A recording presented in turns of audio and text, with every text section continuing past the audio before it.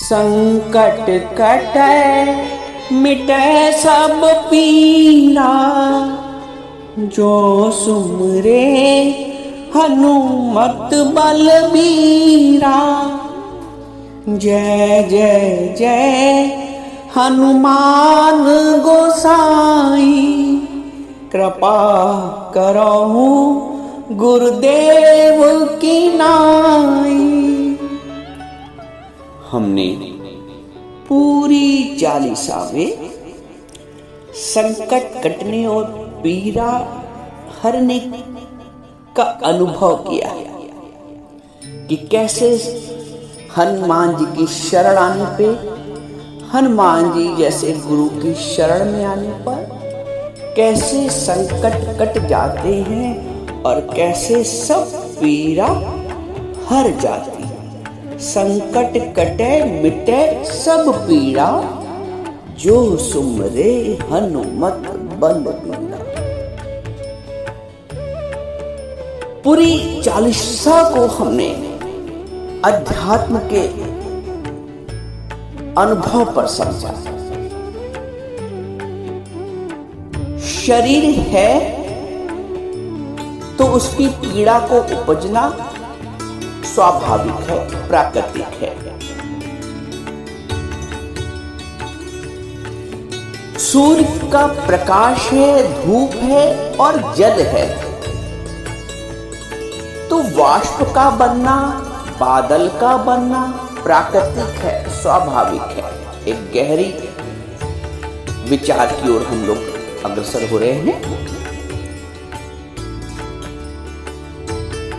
सूर्य का ताप है और जल भी है, दोनों के मिश्रण से वाष्प बना और वाष्प से बादल का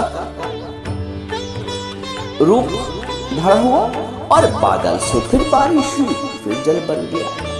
फिर सूर्य का ताप और जल मिलकर निरंतर इस क्रिया और प्रक्रिया में अपनी सहभागिता देते रहते हैं। शरीर है तो शरीर की पीड़ा भी स्वाभाविक है। जैसे सूर्य है और जल है तो दोनों से बादल का बनना स्वाभाविक है, प्राकृतिक है, नेचुरल है। शरीर है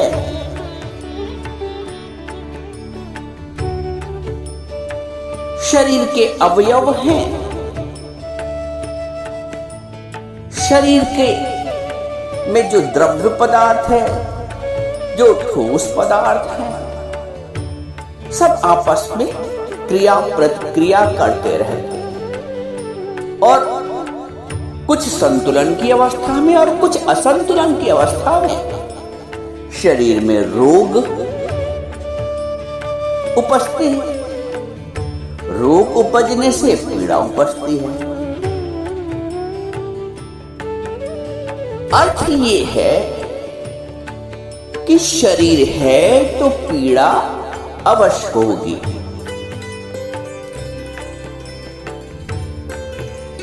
चालीसा की इन पंक्तियों में हम ये सुनते समझते हैं कि जो सुमरे हनुमत बलबीरा, संकट कटे मिटे सब पीड़ा। पहले हम ये समझते हैं कि जो हनुमान जी को सुमिरन करता है, हनुमान जी से बलबीर का सुमिरन करता है, जो हनुमान जी की शरण में आता है, जो हनुमान जी जैसे गुरु की शरण में आता है, उसकी संकट कट जाते हैं, उसकी शरीर की पीड़ा, मानसिक पीड़ा हर जाती है। यही तो अब हम अध्यात्म के अनुभव के आधार पर ये कह सकते हैं, शरीर है तो पीड़ा रहेगी, लेकिन उस पीड़ा का अनुभव जो हमें व्यथित करता था, मन की पीड़ा जो हमें व्यथित करती थी, जो हमें वैचारिक संक्रमण से ग्रसित करती थी, उससे बच जाते हैं। अर्थात वो पीड़ा गुरु की शरण में आने से हर जाती है, हनुमान जी के शरण में आने से हर जाती है। हर जाति ऐसे है कि वो पीड़ा हमें दुखी नहीं करती है।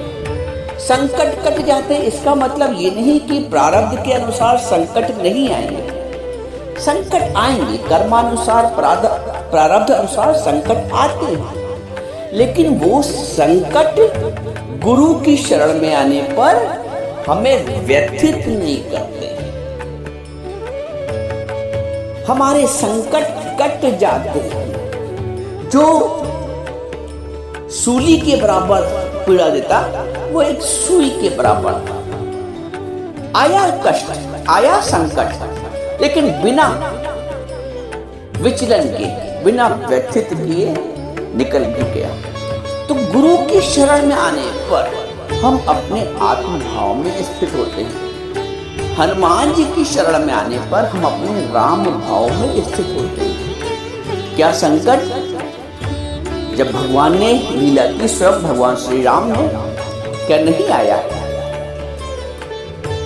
वो प्रारब्ध है, लेखा लेख लीलार का मेट न सके राम। और मेटे तो समर्थ हैं, पर समझ गया है काम। राम जी चाहते तो समर्थ थे, मेटे तो समर्थ हैं, पर समझ गया है काम।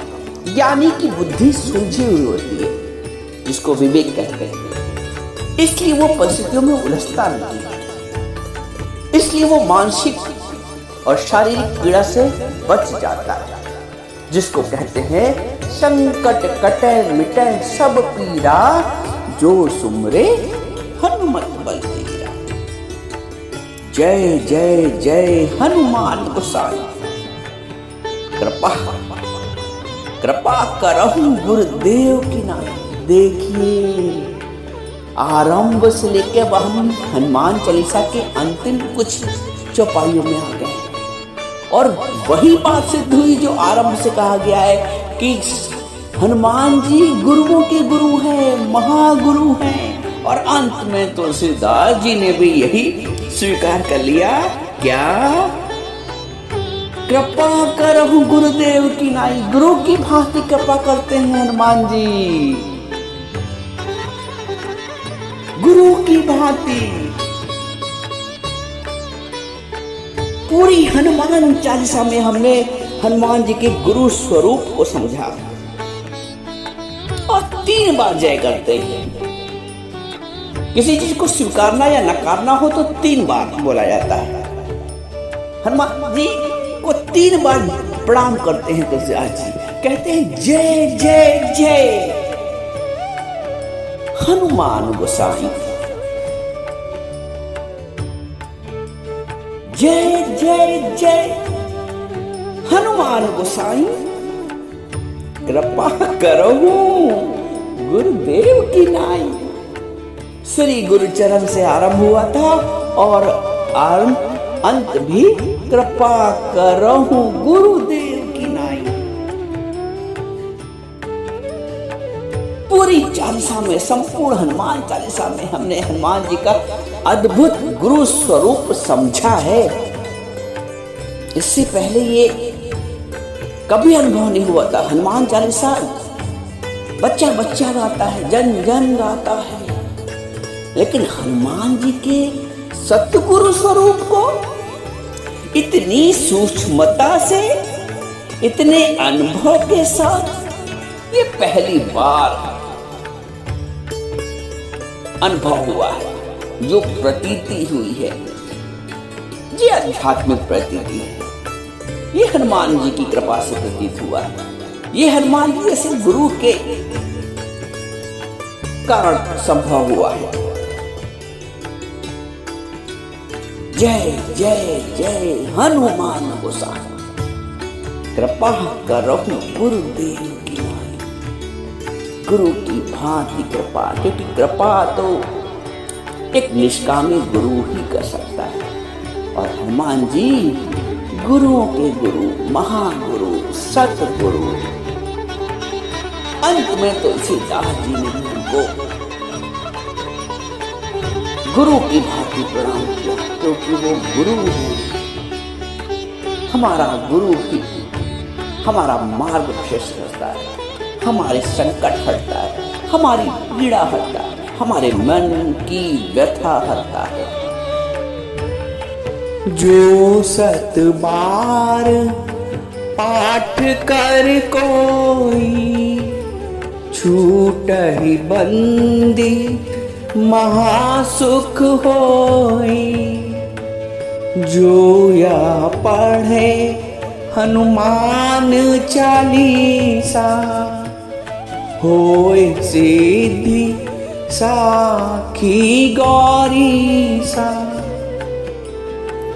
धीरे धीरे हम हनुमान चालीसा की अध्यात्म व्याख्या के संपूर्णता की ओर अग्रसर हो रहे हैं। समापन नहीं कहेंगे, क्योंकि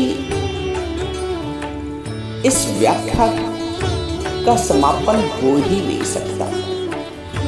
हनुमान जी की महिमा जैसे अपरंपार है, वैसे ही व्याख्या भी अपरंपार है। व्याख्या का कोई ओर और छोर नहीं प्रतीत होता है, इसलिए इसकी व्याख्या को समापन नहीं कहेंगे। हम संपूर्णता की ओर, जितनी भी पूर्णता प्राप्त हो रही है, उस पूर्णता की ओर अग्रसर हो रहे हैं। आज की पंक्तियां हैं, जो 7 बार पाठ कर कोई, छूटहि बंदी महासुख होई। जो यह पढ़े हनुमान चालीसा, होए सिद्धि साखी गौरीसा। तुलसीदास सदा हरि चेरा, कीजे नाथ हृदय मह डेरा। जो 7 बार पाठ कर कोई, 7 बार अर्थात 100 बार। यदि हम इस व्याख्या को मोटे मोटे अर्थों में समझना चाहें,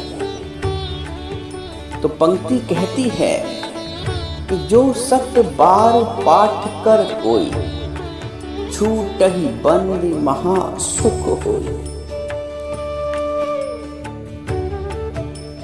7 बार पाठ करने से बंदी छूट जाती है, अर्थात बंधन छूट जाते हैं। तो 100 बार तो पाठ किया ही जा सकता है, और लोग करते भी हैं, साधक लोग। इसका एक गहरा अर्थ है, मेरे अनुभव से जो बाहर आता है। मुझे लगता है कि 100 बार पाठ तो सरलता से किया जा सकता है। गहरा अर्थ इसका ये जो समझ में आता है, जो अपने अनुभव से उपजता है, वो ये है कि जब ये चालीसा तुलसीदास जी लिख रहे थे, उस समय औसत आयु लगभग 100 वर्ष होती थी मनुष्य की।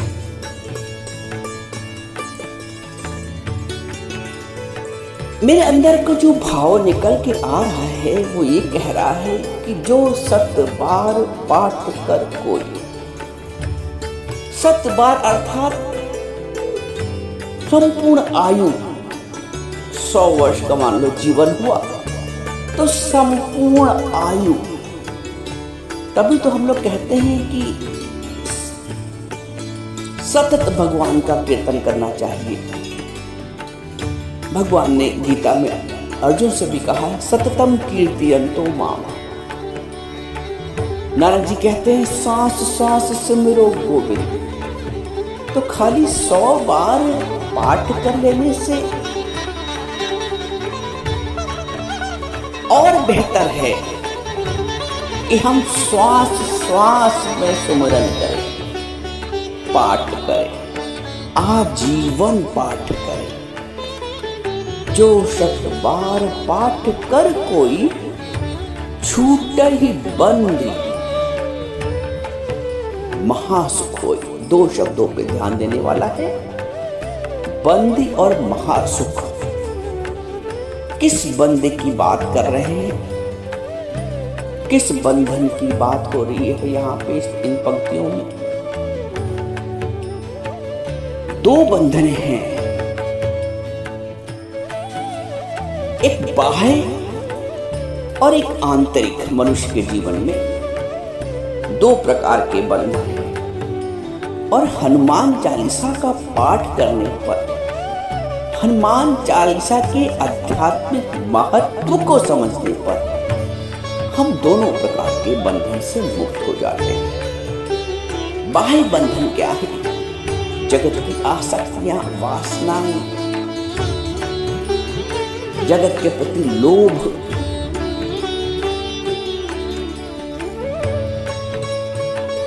अंतर की वासनाएं क्या है? अंतर की बंदी क्या है? ये जो जन्म और मरण, 84 लाख योनि का बंधन।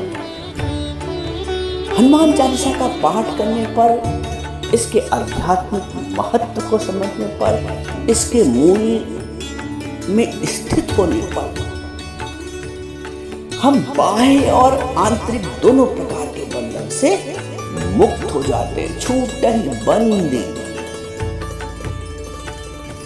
बड़ा गहरा प्रभाव है, बड़ा गूढ़ महत्व है। छूट ही बंद, छूट जाता है सारे बंधन।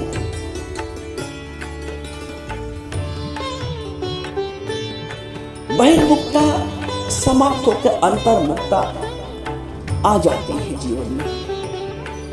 बहिर्मुक्ता का छूटना ही बंद का छूटना है। बहिर्मुक्ता का छूटना ही बंद का छूटना है। छूट ही बंद और महासुख। महासुख,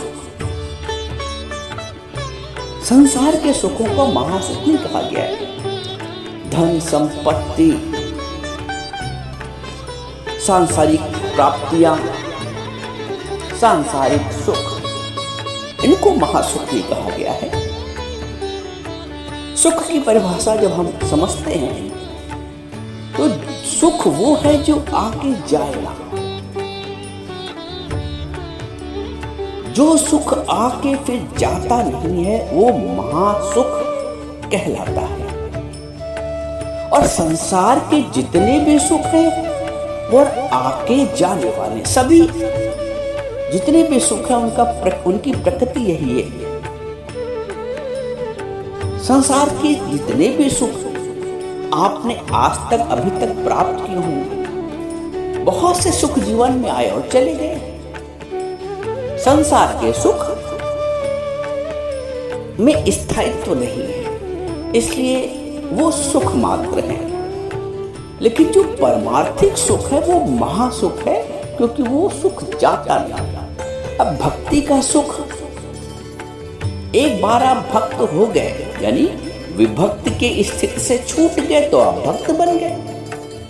एक बार बूंद अगर सागर में मिल गई तो मिल गई, फिर वो विभक्त थोड़ी हो सकते। बूंद सागर में मिल गई तो भक्त बन गई, उसका अपना अस्तित्व समाप्त हो गया। तो जब एक बार हम भक्त बन गए, जैसे वो बूंद सागर में मिल गई, तो विभक्ति से पहले विभक्त थी, तो हम जब विभक्त से भक्त की स्थिति में आते हैं तो महासुख होता है। बूंद जब अलग थी जो क्षुद्रता का भाव था, उसके होने का एक सुख मात्र था। लेकिन जब उसने अपने आप को सागर में विलय कर दिया तो महासागर में महासुख को अनुभव करने लगी। जीव जब तक विरक्त है, अलग है, अपना अस्तित्व बना के रखता है, तो उसको जो सुख प्राप्त होते हैं वो सुख हैं, लेकिन जीव ने जब ब्रह्म की अनुभूति कर ली, राम की अनुभूति कर ली, राम में वृत्ति हो गई, हनुमान में वृत्ति हो गई,